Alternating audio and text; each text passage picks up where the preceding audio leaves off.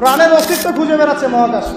আল্লাহ পাক আগেই বলেছেন অসংখ্য প্রাণ আছে মহাবিশ্বে, কিন্তু কোরআন বিশ্বাস করবে না। এভাবে ঘুরতে ঘুরতে যখন জান্নাতের দেখা পাবে, পাবে না যদি পায় আর কি, তখন মানুষকে বলবে একটা গ্রহের সন্ধান পেয়েছি, গ্রহের মধ্যে হুর পড়িয়ে আছে, যাদের ওড়না দিয়ে এমন সুগন্ধ বের হয়, যার ওড়নার কোনা যদি পৃথিবীতে নামিয়ে দেওয়া হতো তাহলে সারা পৃথিবী সুগন্ধে ভরে যেত। তখন মানুষ বিশ্বাস করবে হ্যাঁ আছে। যদি ওরা বলে জাহান্নাম বলতে কিছু আছে যেখানে আযাব দেওয়া হয়, শাস্তি দেওয়া হয়, 19 জন বড় বড় ফেরেশতা আছেন, তখন এই বিশ্ববাসী বিশ্বাস করবে হ্যাঁ আছে। এগুলো সবকিছুই প্রথম আকাশের অন্তর্ভুক্ত। এরপরে আছে দ্বিতীয় আসমান, তারপর তৃতীয়, তারপর চতুর্থ, এরকম করতে পারবো 7 আসমান। এগুলো প্রথম আসমানের অংশ, প্রথম আসমানের সামান্য একটু অংশ মাত্র। এভাবে 7 আসমান এবং প্রত্যেক আসমানের মাঝখানে ডিস্টেন্স হচ্ছে 500 বছরের পথ। 7 আসমানের উপরে আছে কুরসি, ওয়াসিআ কুরসিয়ুহুস সামাওয়াতি ওয়াল আরদ। আল্লাহ পাকের কুরসি এই 7 আসমানকে ঘিরে আছে, সুবহানাল্লাহিল আযীম। এর উপরে আছে মহাসাগর, একটা সাগর। এগুলো বিশ্বাস করবে না এখন বললে, কালকে নাসা গবেষণা করে বের করলে বিশ্বাস করবে। কথা বুঝতে পারছেন না? এগুলো মোটেই বিশ্বাস করবে না মানুষ এখন। কিন্তু কাল যদি বলে যে অমুক একটা উপগ্রহ পাঠিয়েছিলাম, সে ছবি তুলে পাঠিয়েছে, মহাসাগর আছে, হ্যাঁ, তখন বিশ্বাস করবে হ্যাঁ আছে। এই 7টা আসমানের উপরে আছে কুরসি, তার উপরে মহাসাগর, তার উপরে আছে আরশে আজিম। যে আরশে আজিমের 8টা খুঁটি আছে। কয়টা খুঁটি? 8টা খুঁটি ধরে আছেন মাত্র 8 জন ফেরেশতা। সূরা হাক্কার মধ্যে এটা আছে। কোন সূরা? হাক্কা। এই 8 জন ফেরেশতা এটাকে বহন করে কিয়ামতের দিন নিয়ে আসবেন। তাদের শক্তি চিন্তা করেন। আর একজন ফেরেশতার ফুৎকারে এই যে দেখছেন গ্যালাক্সির পর গ্যালাক্সি হাবিজাবি সব ধ্বংস হয়ে যাবে। একজন ফেরেশতার ফুৎকারের মাধ্যমে ধ্বংস হবে। এরপরেও আল্লাহ বলছেন আফালা তুমিনুন আফালা ইউমিনুন, এরপরেও কি তোমরা ঈমান আনবে না? আওয়ালাম ইয়ারাল্লাযীনা কাফারু, কাফেররা কি লক্ষ্য করে দেখে না?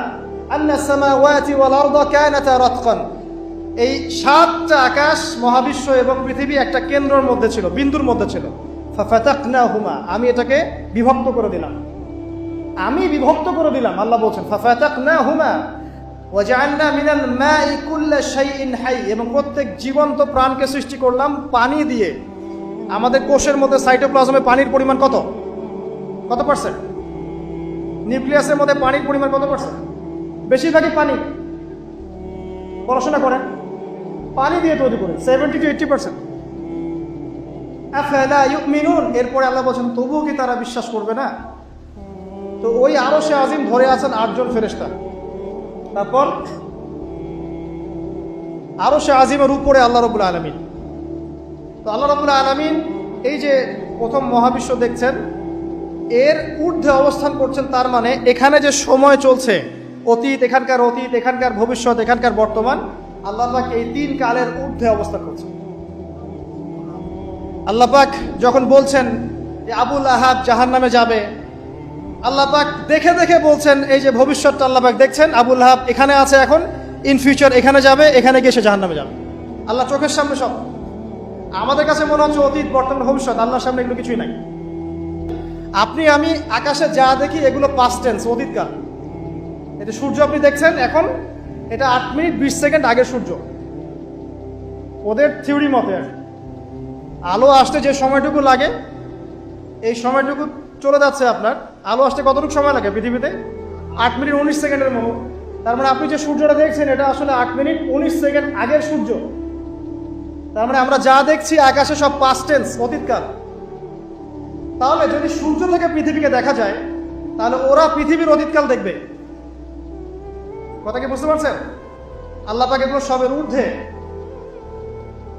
এই আলোর চেয়ে প্রচন্ড গতিতে, আলোর বেগের চেয়ে যদি অনেক অনেক অসীম গতিতে কেউ যদি ছুটতে পারে মহাকাশে, তাহলে সে এই সব কালের ঊর্ধ্বে চলে যাবে। স্টিফেন হকিংসের তো সূত্র আছে এরকম। এটাই নবী সাল্লাল্লাহু আলাইহি ওয়াসাল্লামের মেরাজের সাথে মিলে যায়। তিনি গিয়েছেন, ফিরে এসেছেন, এসে দেখেছেন অজুর পানি গড়িয়ে পড়ছে টাইমের ঊর্ধ্বে। সবই বৈজ্ঞানিক, আসলে প্রমাণ করতে পারে না। তখন বলবে যে ধর্ম, মৌলবাদ, অন্ধবিশ্বাস ইত্যাদি ইত্যাদি। যখন প্রমাণ করতে পারবে তখন ধার্মিক হয়ে যাবে। প্রতিটা বিষয় তো এটা নিয়ে আরো ডিপ কথা আছে, আজকে ওইদিকে আমি যাচ্ছি না, শুধু এতটুকু বলছি আল্লাহ পাক এই সব কিছুর ঊর্ধ্বে, সেখান থেকে আল্লাহ রাব্বুল আলামিন সবকিছু দেখেন এবং শোনেন।